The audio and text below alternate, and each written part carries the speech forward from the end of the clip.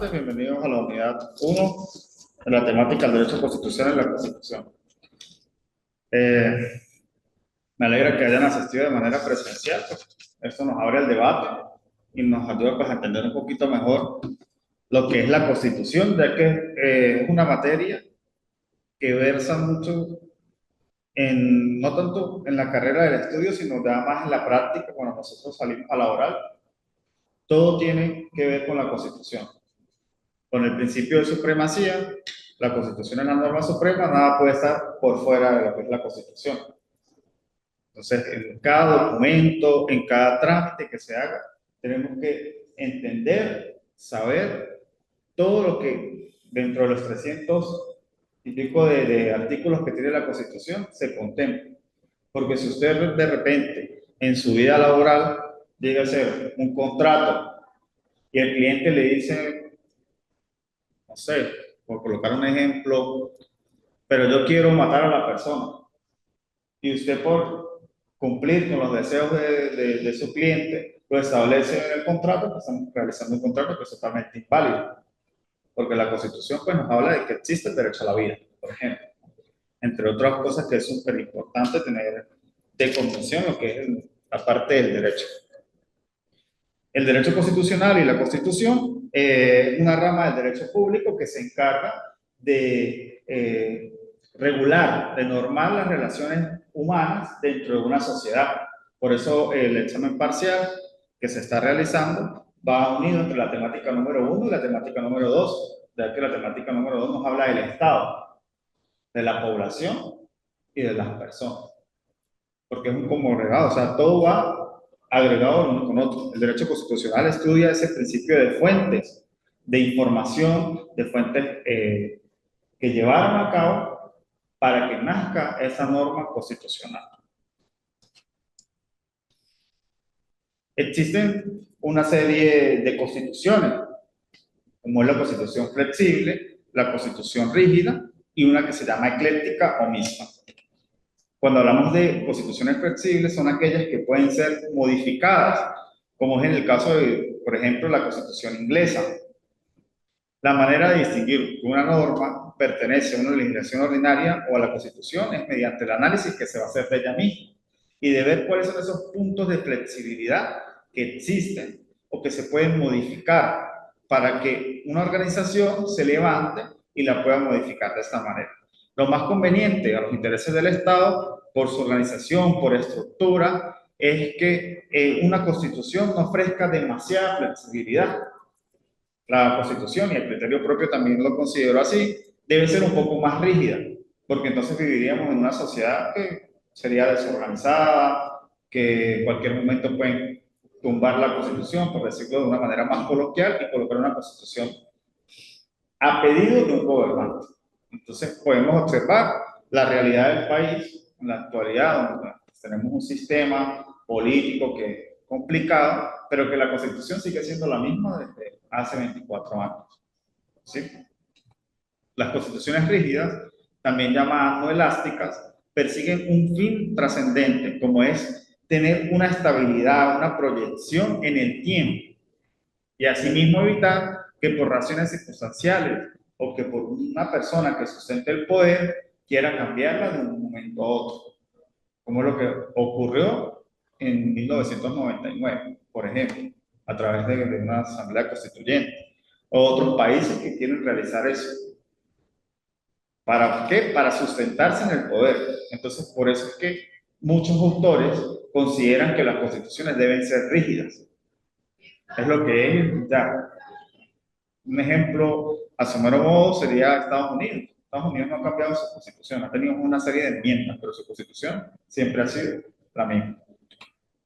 Las constituciones eclécticas o mixtas, pues son las que tienen un poco de las dos. Son un poco elásticas, un poco flexibles, en cierto modo, pero en otro modo también son rígidas e imponen. Entonces, tienen un poquito de las dos. Pero a consideración de muchos autores y propios, como le podría ir diciendo, pues es mejor las constituciones rígidas. Aquí en las diapositivas tengo al menos un concepto Con lo poco que les he hablado, ¿qué entienden por derecho constitucional? Usted por allá, Franklin, para aprovechar que estamos aquí en clase presencial. ¿O qué ha leído? Creo que usted ya es la segunda vez que ve la materia, ¿verdad? Entonces más o menos debería tener un concepto de lo que es el derecho constitucional. Sí. No, o sea, sí, pero no, pero, No, pero usted puede, obviamente sí puede, no es algo difícil. Constitucional, la materia, ¿qué sabe la materia? ¿Qué ha leído? ¿Qué es para usted el derecho constitucional? pues, como la Constitución de, pues, se mete los derechos de cada quien, ¿no? Porque estamos hablando de la Constitución. Pues la Constitución son los derechos de cada persona. ¿La Constitución es solo los derechos de las personas o qué más contiene la Constitución? ¿Por qué? Usted va a ser abogado, pues, imagínese usted ante un juez, ante un registrador.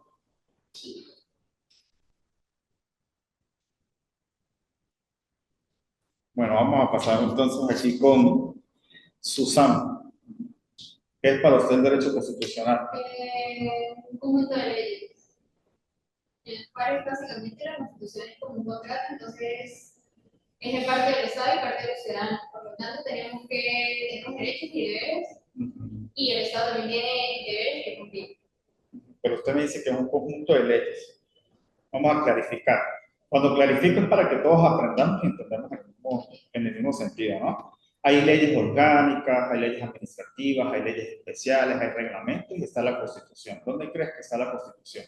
De primera. Eso es bajo el principio de la supremacía constitucional. Ese es el artículo 7 de la Constitución. Lo que estabas diciendo estás bien. La Constitución es un compendio de normas, ¿sí?, que se establecen para que haya una organización de un Estado. Porque si no tuviéramos de dónde nosotros guiarnos, normarnos, pues sería un bochinche. Cada quien hiciera lo que quisiera. ¿Qué opina Bellarín? Para mi persona debemos entender que el derecho constitucional es una rama tan importante del ejercicio del derecho y proporciona una organización más válida, más sostenible en el sentido de los valores sociales, también ayuda a identificar los rasgos de los derechos humanos, proporciona la orientación y la capacitación jurídica más especializada a nivel nacional.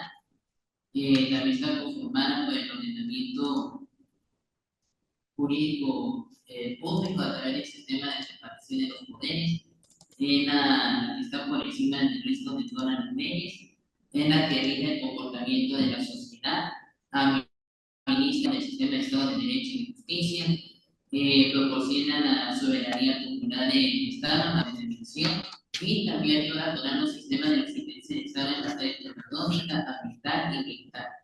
Ok, en ese mismo orden de ideas, ya que nos pasan los derechos humanos, es bueno establecer, y para los muchachos que están conectados de manera virtual, ya nos vamos para aquí, el preámbulo. Hablar un poco del preámbulo, ya que Bellarín tocó los derechos humanos. Nuestro preámbulo es uno de los preámbulos más ricos en derechos humanos.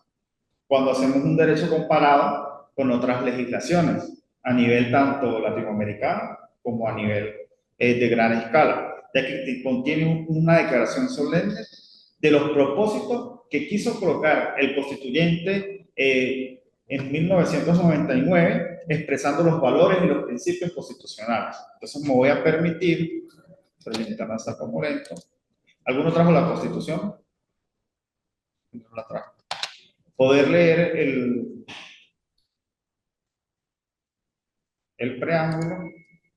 Ok, el preámbulo dice: el pueblo de Venezuela, en ejercicio de sus poderes creadores, invocando la protección de Dios, el ejemplo histórico de nuestro libertador Simón Bolívar y el heroísmo y sacrificio de nuestros antepasados aborígenes y de los precursores y forjadores de una patria libre y soberana, con el fin supremo de refundar la república, para establecer, y ahí viene la serie de valores que es importante que tengamos en cuenta: una sociedad democrática, participativa, protagónica, multiétnica y pluricultural en un estado de justicia, federal y descentralizado, que consolide los valores de libertad, independencia, paz, solidaridad, el bien común, la integridad territorial, la convivencia, el imperio de la ley para este y para las futuras generaciones. Asimismo, asegura el derecho a la vida, al trabajo, a la cultura, a la educación, a la justicia social, a la igualdad sin discriminación, promueva la cooperación pacífica entre las naciones, impulse y consolide la integración latinoamericana de acuerdo con el principio de no intervención,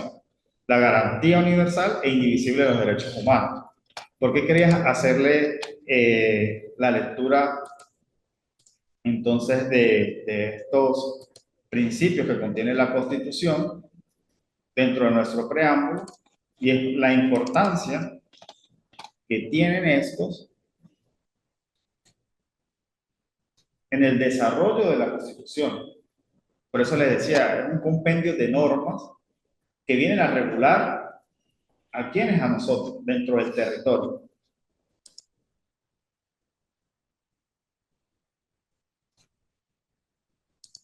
Entonces, desde el preámbulo, nuestra Constitución ya está invocando cuáles son los principios y cuáles son los valores y el respeto de los derechos humanos.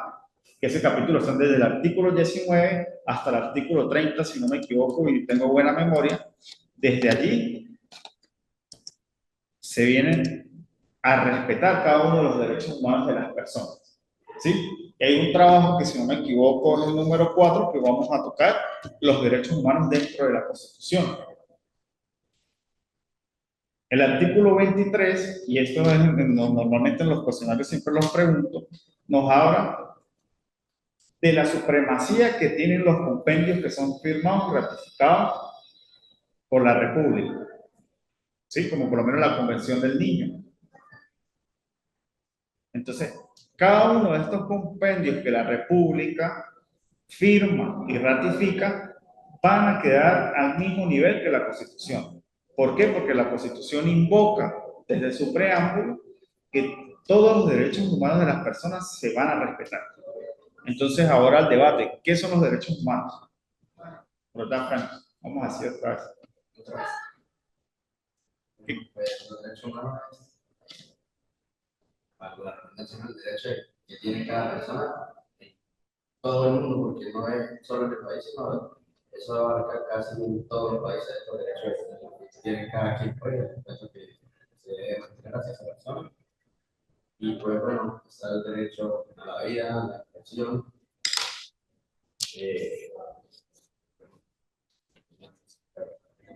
Susan, él dice que todos tenemos los derechos. En eso tiene la razón. ¿Pero por qué? Porque es derecho universal, tenemos derecho a un derecho universal. Ajá, ¿de dónde nace eso? ¿Por qué? ¿Dónde dice que los derechos universales son de todos? No. A ver, tú.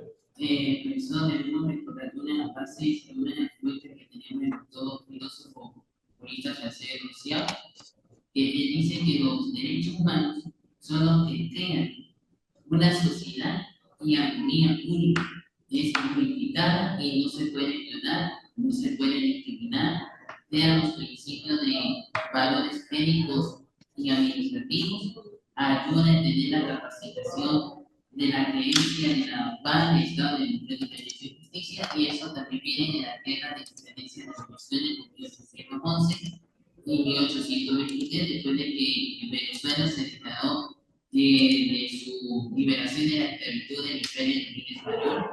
También el doctor Rousseau afirma de que son los principios dogmáticos a nivel constitucional y están protegidos también por el sistema de los derechos fundamentales y también el sistema a través de las instituciones, digamos, educativas, administrativas y de registro y notaría y otros tipos de ramas del derecho, como el derecho objetivo y el derecho subjetivo. Ok, bueno. Pero la pregunta era, ¿por qué todas las personas tenemos derechos humanos? Y es con base a la dignidad humana que tenemos cada uno de nosotros, ¿sí? Por lo menos, cuando yo veo que hay personas que dicen, no, que los derechos de los animales, los derechos humanos de los animales.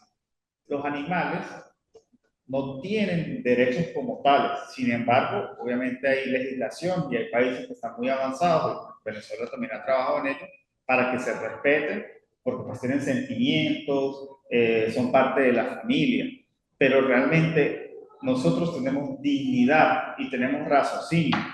Por eso cada persona en el mundo, con base en su dignidad, tiene derechos humanos, que están regulados en cada uno de los compendios nacionales, pero también internacionales. Y tenemos organismos a nivel internacional que entonces están velando por la garantía de los derechos humanos. ¿Por qué por la garantía del respeto? Porque ¿quiénes son los que tienen que respetar los derechos humanos? Los estados. El Estado. El Estado es el que debe respetar los derechos humanos. ¿A través de quiénes? ¿El Estado a través de quiénes? Ustedes usan. No, ¿quién puede violar un derecho humano? Nadie. ¿Segura? ¿El gobierno? Ajá, ¿el gobierno qué es el gobierno para usted? ¿El presidente? ¿El presidente qué es? ¿Va bien? El presidente es el cuerpo gobernante. Pero él es un funcionario del Estado, ¿sí? Entonces son los funcionarios del Estado. ¿Por qué? Porque ellos representan el Estado. Si yo ahorita saco un cuchillo y se lo clavo a usted, ¿qué estoy cometiendo? ¿Una vulneración de derechos humanos o un delito? ¿Ya vio derecho penal? Sí. Ajá. Si yo saco un cuchillo ahorita, efectivamente, yo estoy uniformado por la universidad es pública o es privada. Es privada, entonces sería un delito. Pero si yo me coloco el uniforme del IBT y estoy cumpliendo horario del IBT, ¿qué podría ser allí? ¿Un delito o una vulneración de derechos humanos? También. ¿Por qué? Porque estoy cometiendo lo que debería hacer. Ah, muy bien. Ahora, si usted va al IBT porque usted necesita colocar una denuncia porque frente a su casa la calle está dañada y yo soy el que le tengo que recibir la denuncia, pero son las 9 y yo estoy desayunando, yo le digo que se espere. ¿Ahí qué hay? ¿Qué cree usted que está pasando en ese momento en el que yo como funcionario público me niego a darle respuesta a usted en horario laboral? Está cometiendo una falta Una falta de... de derecho.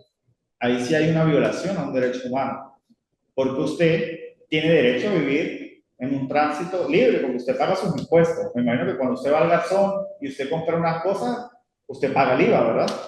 Usted está pagando los impuestos a las empresas y a los estados. El garzón le paga. Entonces, usted tiene derecho, usted paga la luz, ¿verdad? En su casa paga la luz, o sea, no usted, pero...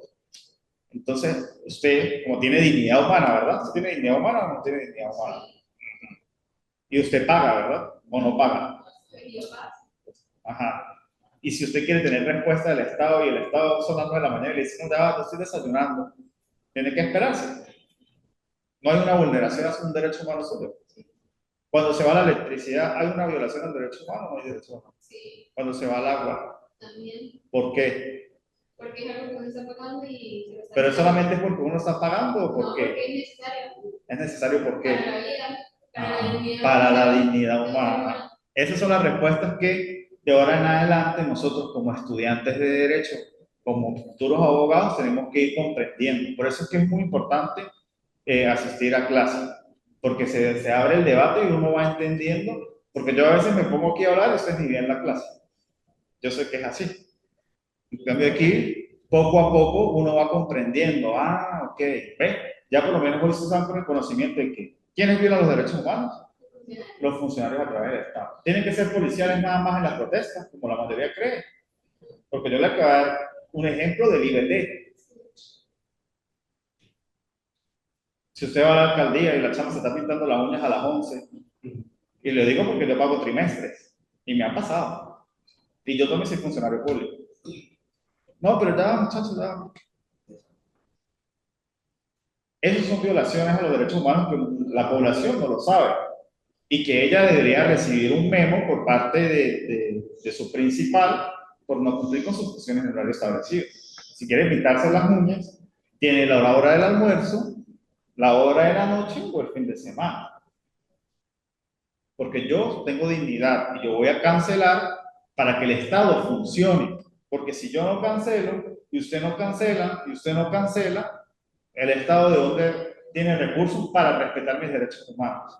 Entonces ahí es donde van los deberes que tenemos los ciudadanos para poder que se respeten nuestros derechos humanos. Entonces todo es un conglomerado. Vi que ya te conectaste por allí, Lilian. Buenas tardes.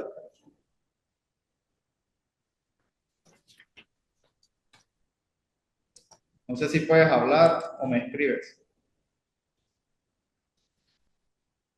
Cuando hablamos del objeto del derecho constitucional, es, como les venía diciendo, la organización fundamental del Estado, regular las relaciones entre las personas, que lo público también se mantenga, se respete, asimismo lo privado. Porque si el Estado no regulara cuánto pagamos nosotros aquí, que la verdad no sé cuánto pagan ustedes, entonces estaríamos pagando $500 por trimestre, porque no habría una regulación. Entonces cada quien podría hacer lo que quiere. Como yo soy el dueño del IEPSI, pues yo voy a cobrar $500.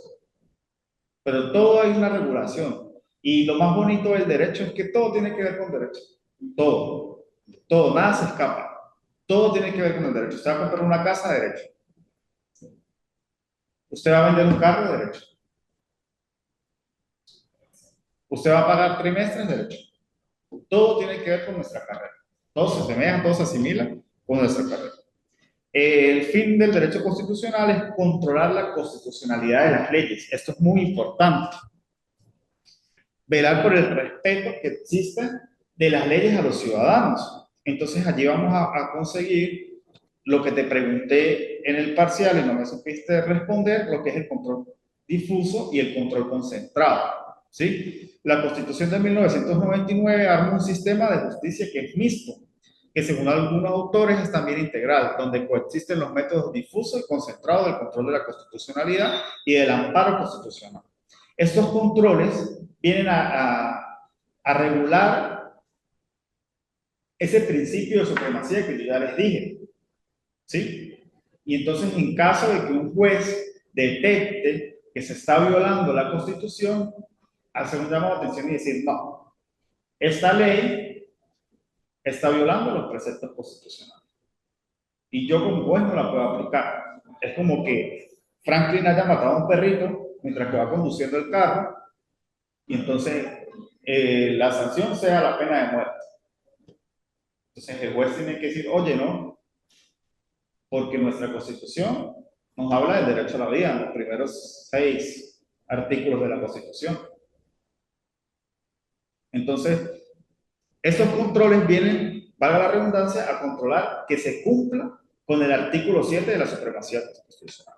El control difuso es la potestad entonces que tiene el juez de la República en los asuntos que son sometidos a su consideración, es decir, en los casos en los que él tiene investidura, que él está revisando, que él está llevando, de señalar que una norma, cualquiera que sea, les venían hablando en la pirámide de Kessler, tenemos la Constitución, las leyes orgánicas, las leyes especiales, etcétera, etcétera, etcétera. Bien sea legal o sublegal, que sea incompatible con el texto constitucional. Procediendo entonces el juez, ya sea de oficio o estancia de parte interesada. ¿Qué es la parte interesada? Bueno, es Franklin, que va a decir, pero yo lo que hice fue por un descuido matar a un perrito. Tengo que tener una sanción, ¿sí? Porque estoy cometiendo un ilícito, fui negligente, pero oye, no por eso me van a quitar la vida, ¿cierto? Porque usted va a decir como estudiante de Derecho que vino a la clase de Constitucional, no, yo sé que yo tengo derechos humanos y que yo tengo derecho a la vida. Y el juez también, en su sapiencia de tantos años, viendo casos, formándose, el juez debe saberse la Constitución para arriba y para abajo, pues va a decir, no, aquí debo aplicar el control difuso y voy a desaplicar esta norma, esta ley, porque es contraria, es incompatible con la Constitución. Cuando hablamos de esto, tenemos el artículo 334, como va a permitir leerlo.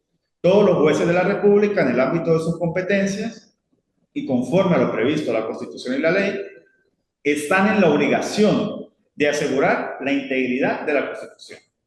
Es decir, que todas las normas que ellos van a dictar deben estar sujetas y dentro de la Constitución.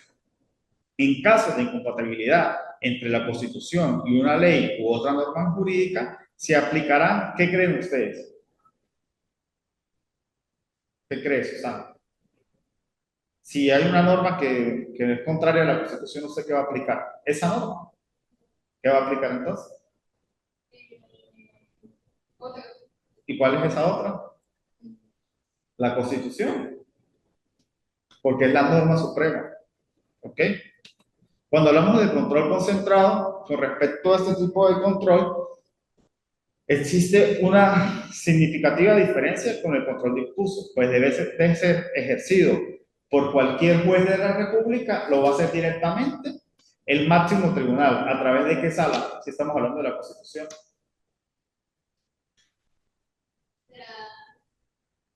Es para los tres. ¿Qué creen que sala del máximo tribunal supremo de justicia se va a encargar de esto? No. Estamos hablando del Tribunal Supremo de Justicia. Los 5 poderes, importantísimo, porque eso también tenemos que verlo más adelante. Creo que es en el Constitucional 2. Pero aquí estamos hablando del TSJ, del Poder Judicial. Usted como juez de la República, o como magistrado, perdón, ve que hay una ley que es constitucional. ¿En ese magistrado, en qué sala trabaja?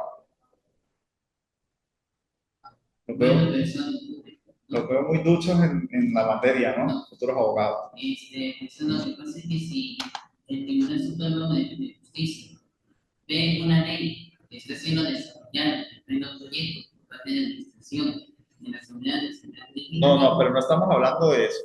Eso es la creación de las normas de las leyes. Estoy hablando de que ya hay una ley, ya la aprobaron. Todos dijeron sí, acepto. Pero resulta que la ley es contraria al contexto constitucional. La ley me aprueba la pena de muerte. no tiene una validez y es declarada nula. Ajá, ¿quién la declara nula? El juez del Tribunal Supremo de Justicia. No, ¿cuál juez? No, es una sala. ¿Cuál sala? La sala constitucional. Estamos hablando de la Constitución. Si hay sala político-administrativa, entonces se declara una cosa. Si estamos hablando de algo incompatible con la Constitución, ¿quién va a revisar esa incompatibilidad? La sala constitucional. Entonces, ¿qué es el control difuso? Es cuando un juez, en su sapiencia, le llega un caso y ve que la norma no tiene validez porque es contraria a la Constitución. Mientras que el control concentrado no es el juez, es la sala constitucional que va a revisar una norma porque esta es contraria a algún texto. No tiene que ser a toda la Constitución, puede ser a un artículo, a 2, a 3. ¿Ok? El mismo artículo 334, que nos habla del control concentrado, dice: corresponde exclusivamente a la Sala Constitucional del Tribunal Supremo de Justicia, como jurisdicción constitucional, declarar la nulidad de las leyes y demás actos de los órganos que ejercen el poder público, dictados en ejecución directa e inmediata de la Constitución o que tengan rango de ley. Ya por último, para ir terminando y poder hablar un poco con Lilian para hacer su examen oral, ¿cuáles son las principales características que tiene la Constitución? Supremacía frente al resto de leyes. Lo único que ni siquiera puede estar por encima, puede estar al mismo nivel, como les expliqué, son esos compendios internacionales que han sido suscritos y ratificados. Ojo con eso, ojo con los parciales. Cuando yo les pregunto a veces de alguna convención que no fue ratificada por la República y me dicen que tiene rango constitucional. Si no fue suscrita y firmada ni ratificada por la República, el Estado venezolano no la aceptó y ya no tiene rango constitucional. Solo entra a tener rango constitucional cuando es firmada y ratificada. Ahora, ninguna ley orgánica va a estar por encima de la Constitución, jamás. Establece la soberanía nacional del pueblo. ¿Por qué? Porque en los primeros artículos nos habla de que es el pueblo el que detenta el poder a través de un gobernante, que lo elegimos a través del voto universal y secreto. Regula los derechos fundamentales de los ciudadanos, porque ya sabemos que es un compendio de normas que nos vienen a establecer nuestros derechos y también nuestros deberes. Funciona como una garantía a las personas y como un límite al poder de las instituciones. ¿Por qué? Porque cuando nosotros leemos la Constitución, dice: la Asamblea Nacional podrá hacer tal, tal, tal, tal. Entonces, la Constitución nos está dando una garantía a nosotros, que somos los ciudadanos. Tienes derecho a la vida, tienes derecho a la salud, tienes derecho a la educación, pero la Asamblea Nacional le dice, tú solamente puedes hacer esto, hacer esto. Entonces, una garantía para nosotros y un límite para los poderes. ¿Cuáles son los 5 poderes? Díganme ustedes dos. Ejecutivo y legislativo. Legislativo, ejecutivo, judicial, ciudadano y electoral. ¿Y usted? Sí, pero hay uno que tiene 2 nombres.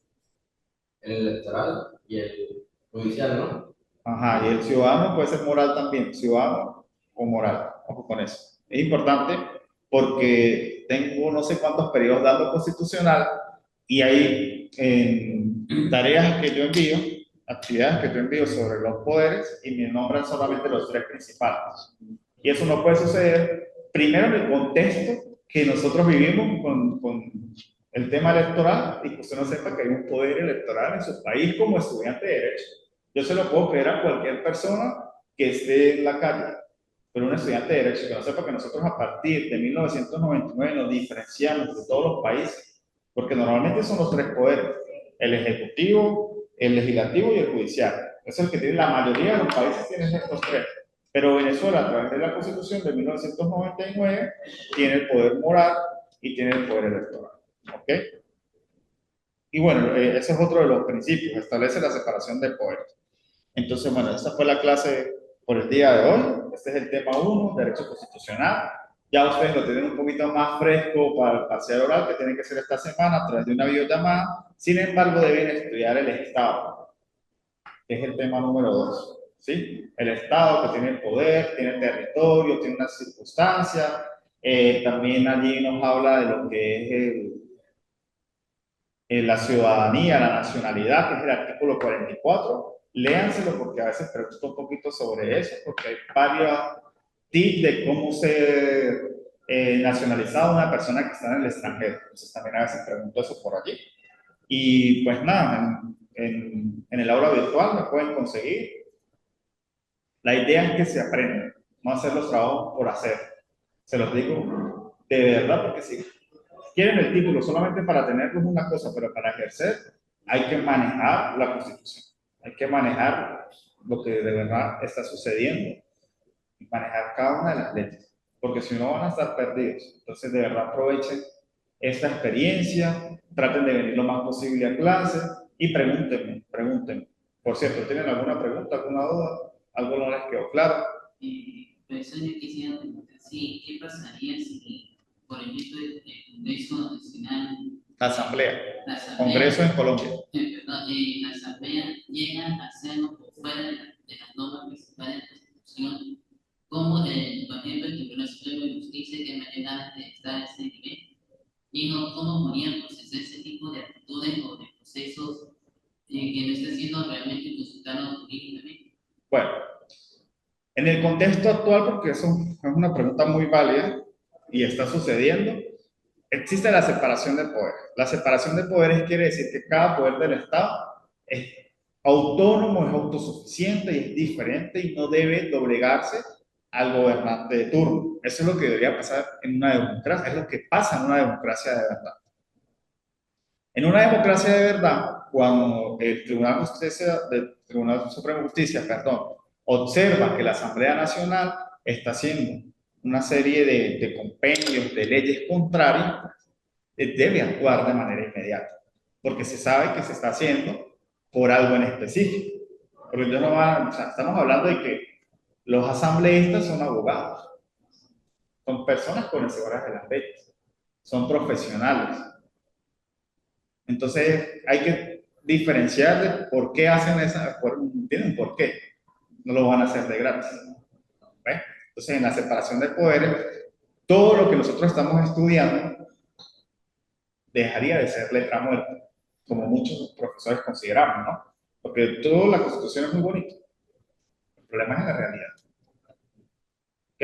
Entonces espero que con eso haya quedado clara un poquito su pregunta, porque sí sé que es por el contexto actual, pero bueno, nos podemos juntar un poquito más en eso, porque es derecho y no ciencias políticas. Bueno, ¿alguna otra pregunta? Bueno, ha sido todo por hoy. Muchas gracias por asistir. Espero verlos pronto. Me escriben entonces para ver qué día. No me acuerdo ahorita los horarios. Sé que el último es el domingo a la noche. Mañana se mueve. Tienes que revisar en la plataforma y ya está, y me escribes. Ok. Y hay que venir presencial, pues. Puede ser por a través de una videollamada, va a ser grabada para que quede constancia de tus respuestas y tu nota. Hasta luego.